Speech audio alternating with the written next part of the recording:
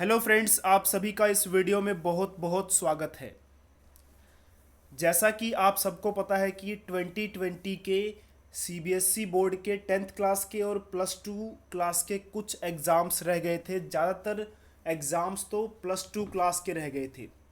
उसके बाद नई वाली डेट शीट आती है कि कब से उन एग्ज़ाम्स को करवाया जाएगा।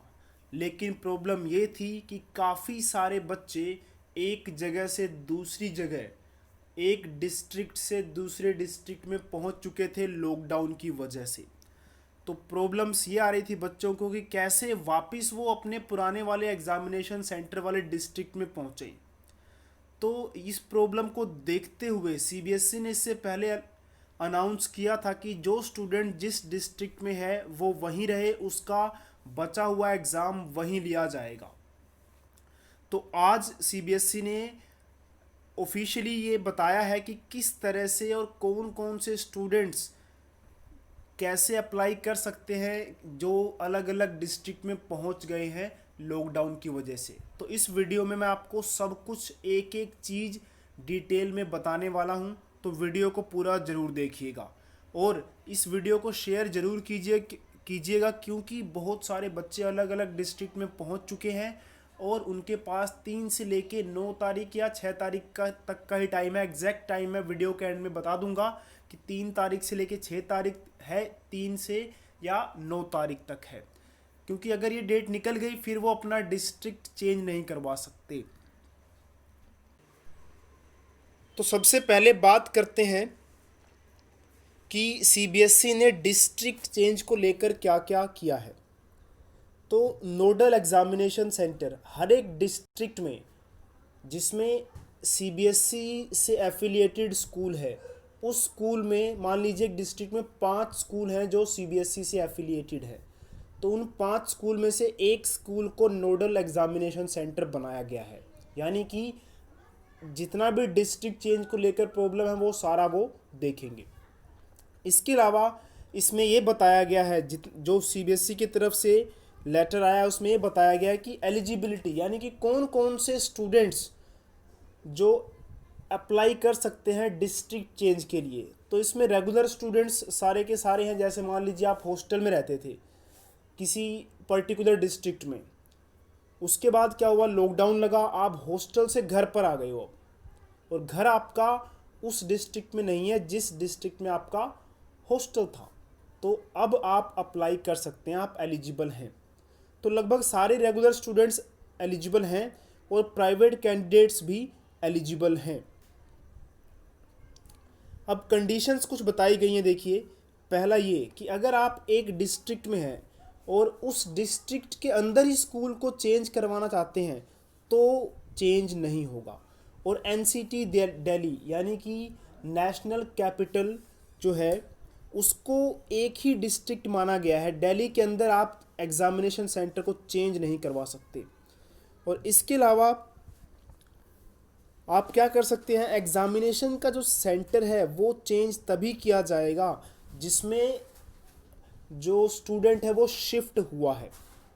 अब बात ये आती है कि अगर आप किसी डिस्ट्रिक्ट में गए हैं, वहाँ पे सीबीएसई से जुड़ा हुआ कोई स्कूल ही नहीं है, तब आप क्या करेंगे, तब आप अपने आसपास वाले डिस्ट्रिक्ट के सीबीएसई वाले स्कूल में आपको एग्जामिनेशन सेंटर मिल जाएगा।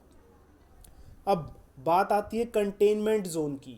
जिनका एरिया कंटेनमेंट जोन में पड़ता है उसमें तो पहली बात आपका एग्जामिनेशन सेंटर आएगा ही नहीं। दूसरी बात, अगर मान लीजिए आपको सेंटर अलॉट हो गया और सेंटर अलॉट होने के बाद वो एरिया कंटेनमेंट जोन में आ गया, अब आप सोचेंगे अब क्या होगा, तो उसके बाद सीबीएसई नोटिफाई करेगी कि कंटेनमेंट जोन में एग्ज़ाम नहीं होगा, उसके अलावा कहीं बाहर आसपास करवाया जाएगा, लेकिन कंटेनमेंट जोन में नहीं करवाया जाएगा। तो ऐसी बहुत सारी डिटेल्स जो हैं सारी की सारी अपलोड की गई हैं। इसके अलावा कि अगर कोई स्टूडेंट सीबीएसई से जुड़े हुए स्कूल में, सीबीएसई से एफिलिएटेड स्कूल में पढ़ रहा है लेकिन वो फॉरेन में है, इंडिया में नहीं है, तो उसका एग्ज़ाम नहीं लिया जाएगा और उसको जो है असेसमेंट के हिसाब से नंबर दिए जाएंगे, वो बोर्ड डिसाइड करेगा। अब बात करते हैं उन बच्चों की जिनको स्क्राइब की ज़रूरत थी। जैसे एग्जांपल होता है ना कि किसी के हाथ वगैरह मान ली टूट गया है या फिर, तो साथ में लिखने वाला वो होता है, लेकिन इस समय वो शायद अवेलेबल उनको ना हो। तो इस समय क्या होगा कि उनको भी मार्क्स दे दिए जाएंगे असेसमेंट के हिसाब से, और असेसमेंट किस तरह से होगा वो बोर्ड डिसाइड करेगा। और इसके अलावा एक बार जो डिस्ट्रिक्ट जिसको अलॉट हो गया है फिर वो चेंज नहीं हो पाएगा अगर उसका डिस्ट्रिक्ट कंटेनमेंट जोन में नहीं आता है तो ये सारी की सारी डिटेल्स बताई गई हैं डिस्ट्रिक्ट चेंज को लेकर।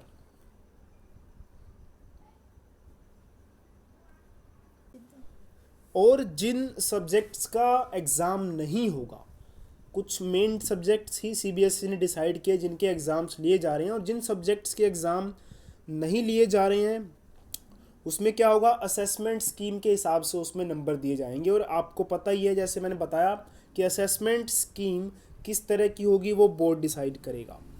इसके अलावा जो भी फीमेल कैंडिडेट हैं या फिर प्राइवेट कैंडिडेट वगैरह हैं, फेलियर हैं, कंपार्टमेंट हैं, वो भी अपना वो शिफ्ट कर सकते हैं, डिस्ट्रिक्ट जो है शिफ्ट करवा सकते हैं।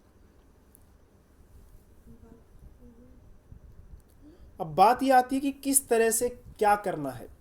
अब बच्चे सुनकर तो पता लग गया कि हम इस डिस्ट्रिक्ट में, लेकिन करना क्या है। पहले बात करते हैं रेगुलर कैंडिडेट्स की। तो रेगुलर कैंडिडेट्स को कैसे अपना एग्जामिनेशन सेंटर को शिफ्ट करवाना है, तो बच्चों को क्या करना पड़ेगा, अपने स्कूल को कांटेक्ट करना है। स्कूल ही एग्जामिनेशन सेंटर को चेंज करवा सकते हैं। कोई भी रेगुलर बच्चा खुद से एग्जामिनेशन सेंटर को चेंज नहीं करवाएगा, उसको अपने स्कूल को कांटेक्ट करना है। वैसे सीबीएसई ने कहा है कि स्कूल्स अपने सभी स्टूडेंट्स को कांटेक्ट करेंगे जिनके एग्ज़ाम्स रह गए हैं, जो अदर डिस्ट्रिक्ट्स में चले गए हैं। और साथ ही स्टूडेंट्स की भी ये ड्यूटी बनती है कि वो भी अपने स्कूल के कांटेक्ट में रहें, क्योंकि कई बार क्या होता है कि मान लीजिए आप ऐसी जगह पर पहुंच गए जहां पर स्कूल वाले कांटेक्ट नहीं कर पा रहे हैं, उनका मोबाइल, आपका मोबाइल नंबर रीचेबल नहीं आ रहा है, ऐसा कुछ हो गया, तो स्कूल वाले ऐसे में कुछ नहीं कर सकते। तो स्टूडेंट्स की भी रिस्पॉन्सिबिलिटी बनती है कि वो अपने स्कूल को कांटेक्ट करें अगर उन्हें अपना डिस्ट्रिक्ट चेंज करवाना है तो स्कूल्स के थ्रू ही स्टूडेंट्स, रेगुलर स्टूडेंट्स अपना डिस्ट्रिक्ट चेंज करवा सकते हैं। इसके अलावा और कोई उनके पास रास्ता नहीं है, वो डायरेक्टली सीबीएसई से कांटेक्ट नहीं करेंगे। अगर करते भी हैं तो सीबीएसई इसको नहीं मानेगी, इसको बिल्कुल भी कंसीडर नहीं किया जाएगा। स्कूल्स क्या करेंगे, ई परीक्षा पोर्टल जो है सीबीएसई की वेबसाइट पे, उसको यूज़ करेंगे और हर एक स्कूल को एक ही ऑप्शन, एक ही बार मौका मिलेगा। वो क्या करेंगे, जितने भी स्टूडेंट्स ने डिस्ट्रिक्ट चेंज करवाना है सभी स्टूडेंट्स की लिस्ट को इकट्ठा करेंगे और एक ही बार में सीबीएसई को भेज देंगे। इसके बाद स्कूल जो है दोबारा से उसको ये ऑप्शन नहीं मिलेगा कि वो किसी बच्चे को ऐड करे या किसी और बच्चे का डिस्ट्रिक्ट को चेंज करवाए। तो स्कूल्स भी क्या करेंगे, सारे के सारे बच्चे जितने भी डिस्ट्रिक्ट चेंज करवाना चाहते हैं एग्जामिनेशन सेंटर वाले, उन सभी की इन्फॉर्मेशन एक साथ इकट्ठा करेगा, लोट में इकट्ठा करेगा। उसके बाद फिर आगे जो है सीबीएसई को फॉरवर्ड करेगा, क्योंकि दोबारा से स्कूल को भी चांस नहीं मिलेगा। इसके अलावा कोई और किसी और मोड की तरीके, किसी और मान लीजिए आपकी जान पहचान है, ऐसा कुछ भी जो है यहाँ पे नहीं चलने वाला है। और स्कूल्स जो है प्रॉपरली वेरीफाई करेंगे कि बच्चा किस डिस्ट्रिक्ट में है, वो किस डिस्ट्रिक्ट से जो है एग्ज़ाम को देना चाहता है, वो उसके हिसाब से फिर आगे लिस्ट को फॉरवर्ड करेंगे। और एक बार सबमिशन हो गया फिर उसके बाद चेंज नहीं हो सकता। तो इसलिए स्कूल्स और स्टूडेंट्स को दोनों को ही आपस में अच्छा सा कोऑर्डिनेशन, अच्छा कम्युनिकेशन रखना है। इसके अलावा ये भी बताया गया है कि कई स्टेट्स में, कई डिस्ट्रिक्ट्स में सीबीएसई से जुड़े हुए स्कूल ही नहीं है, सीबीएसई वाले एफिलिएटेड स्कूल ही नहीं है। तो उनके लिए क्या करना है, वहाँ पे एग्जामिनेशन सेंटर नहीं बनेगा। एग्जाम्पल दिया गया जैसे असम में साउथ सलमारा है, यहाँ पे इस डिस्ट्रिक्ट में कोई भी सीबीएसई एफिलिएटेड स्कूल नहीं है। तो अगर कोई स्टूडेंट इस डिस्ट्रिक्ट में है तो उसको आसपास वाले डिस्ट्रिक्ट में एग्जामिनेशन सेंटर अलॉट किया जाएगा। ऐसे ही दिया गया है गुजरात में छोटा उदयपुर और गिर सोमनाथ, इन दो डिस्ट्रिक्ट में सीबीएसई एफिलिएटेड स्कूल्स नहीं है। तो इन डिस्ट्रिक्ट्स में एग्जामिनेशन सेंटर स्टूडेंट्स को नहीं मिल सकते। तो वो आसपास के डिस्ट्रिक्ट्स में जितने भी स्कूल्स हैं वहाँ पर उनको जो है एग्जामिनेशन सेंटर अलॉट किया जाएगा। ऐसे मणिपुर में कुछ है, मेघालय में है, मिज़ोरम में है, नागालैंड में है, तमिलनाडु में है।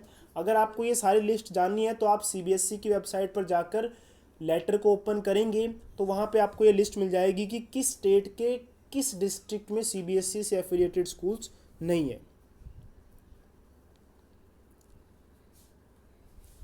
इसके अलावा तो स्कूल्स क्या करेंगे, सीबीएसई को परमिशन लेटर के लिए अप्लाई करेंगे।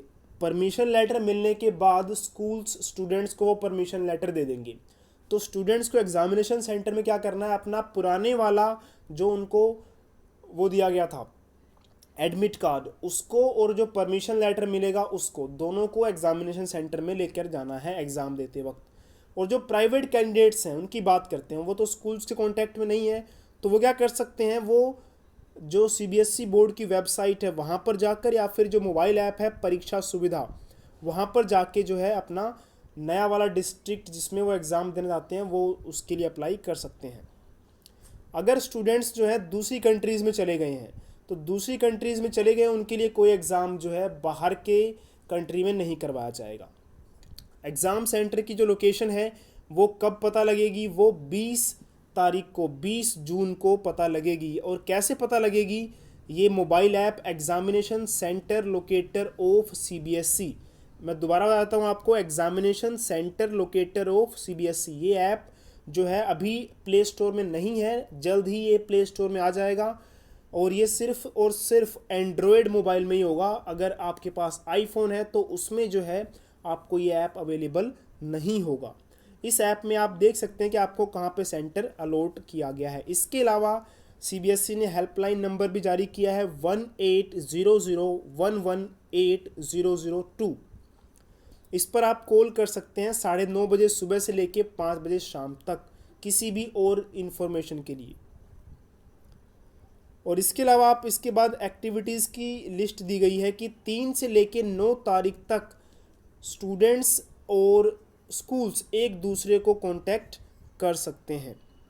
उसके बाद 3 से लेके 11 तारीख तक स्कूल्स को अपलोड करने के लिए जो है टाइम दिया गया है, स्कूल्स अपलोड कर सकते हैं स्टूडेंट्स की लिस्ट।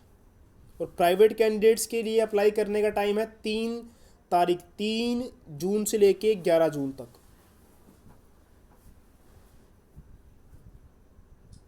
उसके बाद फिर सीबीएसई अपलोड करेगी और जो है आप 16 तारीख से लेके 20 तारीख के बीच में, यानी कि 16 मई से 20 मई के बीच में आप डाउनलोड कर सकते हैं अपना परमिशन लेटर। ये प्राइवेट कैंडिडेट्स के लिए है।